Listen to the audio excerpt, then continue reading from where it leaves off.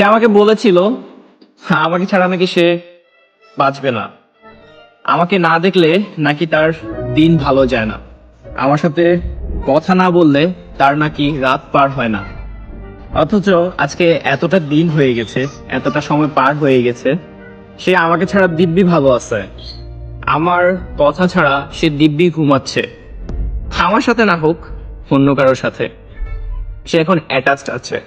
অথচ একটা সময় তার এই ন্যাকামি টাইপের কথাগুলো আমাকে খুব ভাবাতো, যে একটা মানুষকে যদি আমি কখনো না কখনো যদি ছেড়ে চলে যাই, তাহলে সে মানুষটা কিভাবে থাকবে। অথচ আজকে সে আমাকে ছেড়ে দিব্যি ভালো আছে আরেকজনের কাছে।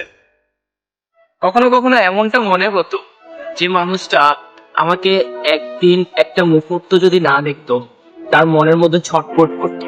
সে আমাকে দেখার জন্য কত বাহানা করতো, কত বাহানা খুঁজতো। আমি এক পলক দেখার জন্য, তার কথা রাখার জন্য তার কাছে ছুটে যেতাম।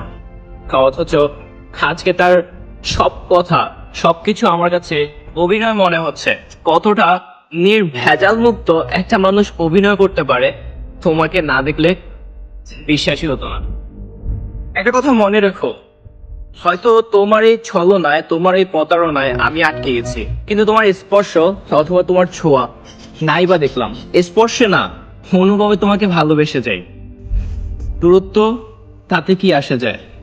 তুমি অন্য কারো হলেও আমার ভালোবাসা ঠিকই তোমার জন্য আজও পড়ে আছে।